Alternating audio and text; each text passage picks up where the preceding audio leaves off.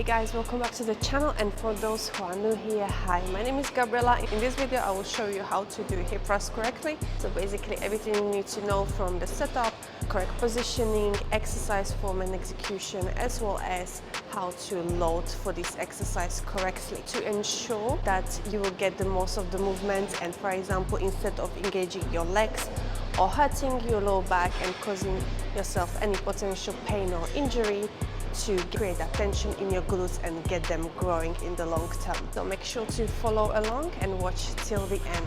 Let's get started. Alright, so first thing we will talk about is the correct setup. The thing that gets a lot overlooked, and I see that on a daily basis, is choosing correct height of your bench or any box. Many people would choose this box, and even though if it says hip thrust, it's still way too low for the majority of the people, and I will show you why. What will actually happen is that most of the people will not be as short. So we want to have the bench or the box just under the kneecap, which in this case, this bench would be perfect for me. This box, on the other hand, is way too low. And what will happen when you start hip thrusting, you will be really struggling to lock your hips at the top. And this is what happens all the time. People load so much weight and they just come here. Even if you're shorter still, this is not the range of motion for your glutes to engage correctly. That's why they, after that, are using the legs instead of the glutes more. This would be the full range of motion, which will be really, really hard to execute that way, especially when you start loading the weight. That's why you need to make sure that the bench that you are using is higher, not as low, and it will be just under your kneecap. Slightly lower is fine, but this is too low. So please, if you're trying to grow your glutes, or if you can't see that much of the improvement in your glute growth and all you can see is your legs growing, please do not use that unless you are literally 1.50 meters. It comes down, of course, to the length of your shin, but this will be a much better option for you to choose some bench or maybe the higher box if you can, rather than this small box. It's not good. Once we have the correct height of the bench, we'll just try if it fits really as we said. This would be a position, and here you can see nicely I can lock my hips at the top, I can contract my glutes. Don't need to go any higher, but I will explain that in a minute. So this will be perfect. Now, what do you want to make sure when you are loading your bar? You want to use this big Olympic plates. They should be tall. This will allow you to roll the bar nicely without any effort. On the other hand, if you would use just the small plates, you would not be able to roll it on you, and then you would be struggling. That is not what we want to achieve, okay? So make sure that you use the big plates. Now, in case that you are a beginner and you are not as strong as to start with 30 or 40 kilograms, which this is 30. I have 5 kilo plates. Some gyms do have only 10 kilo plates, the smallest weight. So that would make it 40 kilograms. But it can happen that if you're a complete beginner, never trained your glutes, never done hip thrust before, you will need to start, for example, with a dumbbell or barbells that are preset already. Usually are accessible in most of the gyms, not all of the gyms, of course, and they are, for example, 10, 15, 20 kilograms. Or you can just start with a barbell, but you will need to manage just to put it on you when you are standing. Now, for the exercise execution, first thing we want to do is to push yourself to the back, to the bench as far as you can. Your torso should be almost upright. This will allow you to go up easier. If you're too far from the bench, you would start pressing against the bench, and you can be even pushing it back, and you will be just feeling unstable. Make sure that you sit close to the bench, and you will place your shoulder blades on top. Again, when you pick yourself up, do not push against, try to go up. You will place your feet slightly more than hip width apart, with the toes pointing out slightly. We do not keep the toes straight. If you have them pointed out, it will allow you to contract your glutes at the top better. Just imagine that you really squeeze together. Compared to if you have them straight, you will feel your legs more. Always hip width apart, slightly wider, but toes a little bit out, not too much. not straight, a little bit out. You'll be always pushing through the heels. You need to make sure as well, you can check that in the mirror, for example, or on the camera.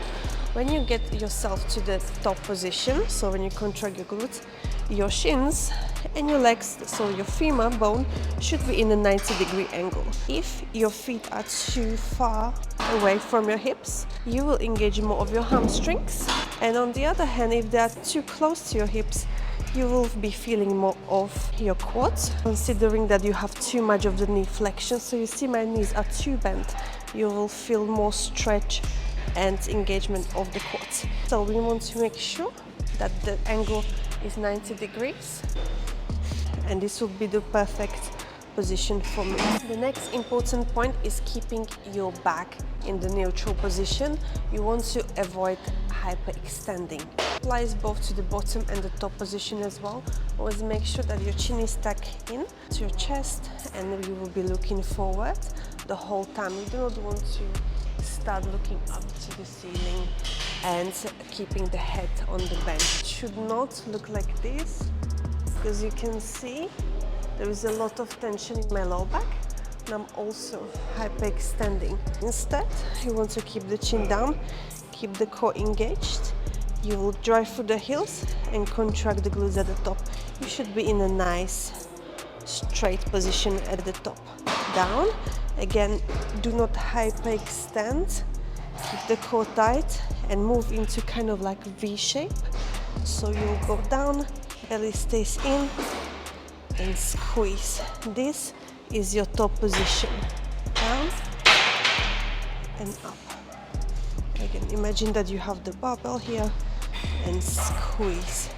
This is both the top position, but at the same time you need to reach to this point instead of going just here. Make sure that you contract, squeeze your glutes, and then again down. Do the same thing with the barbell. So as we know already, you'll just roll it nicely on you, or in case that you are using some equipment, you can start by sitting down, put the equipment on you, and then just go very carefully down. But do this just until you can start using this kind of setup. Again, you'll push to the back as far as you can. Now place the feet to the correct position, hip width apart, a little bit wider, and toes slightly pointing out. Engage your core. Make sure that you are not dragging your pelvis on the floor and arching. Make sure that you engage your abs and the core. Place your hands as you feel comfortable. And now, without pushing back, you will just push through the heels and squeeze. Breathe in, chin stays down. Contract your glutes at the top. Always make sure that you lock your hips at the top here. Breathe in, squeeze, nice and controlled. Breathe in and squeeze. And now carefully return back down to the floor. Some of the common mistakes that people do is either they are arching the back or they are hyperextending, so the movement would look like this. Okay, we don't want to do this. Also not going up and too high. Another mistake would be that they are not reaching high enough, so they load too much. Then the legs are overtaking of the whole movement and they do not lock the hips. So you need to make sure that you fully lock and contract at the top. Another mistake is when you position feet too wide, or then again too close together with the toes pointing straight. And also what you want to avoid is to just throwing the weight up and down too far. So you want to perform always a more controlled movement. Work with the tempo. Do not try to go fast or anything like that. Squeeze, control, make sure that you breathe in, control. Okay, so you don't want to go fast. Here, if you do that, at the top your glutes don't even have time to engage. Always need to make sure that you contract. Also, I wanted to touch on the equipment you will actually need. Some of the gyms might not have this available, but make sure that you always use it. It is the best way actually to protect your hips, because the barbell is an iron and it will be hard for you, even if it's just 20 kilograms, but as you get stronger, as you progress, you will have to load more. and placing that on your hips will be very painful for you. So the towel is not enough. Use this, it needs to be the thick one. That's what you will need. So as I'm saying, if your gym doesn't have that, please make sure to get one, for example from Amazon. I will also leave the Amazon link in the description box for you. There are always different colors. When I live in London, I got all of my gym equipment pink. It was so cute, including my straps, this, and also the clips. Please use the clips as well. Everything I had pink. There are different colors, of course, as well, but I will leave the link for you in case that you would like to take a look. And it also kind of makes you motivated when you bring all your pink equipment to the gym. You just feel so much better. So these are the two things that you will need to use, is the barbell pad to protect your hips, as well as the clips. When we talk about loading, I recommend to start with the weight that you can do. If you're a complete beginner, I would just start with the body weight and just start adding some dumbbells depending on your strength. First, you need to make sure that your form and the exercise execution is basically on point, and you can also feel the glutes in the movement. After that, you can start adding some weight. Again, it really depends what kind of fitness level you are, how strong you are, because every person is different, so I just can't tell you exactly what kind of weight to start with. But according to my experience and how I worked with the girls from different backgrounds, from different fitness levels, what I did basically. So we started just with the body weight to make sure that the position is correct, and after that I asked them how do they feel. I just put the barbell on their hips. It's 20 kilograms without the plate, and I asked them, is it too light? Is it heavy for you? How do you feel?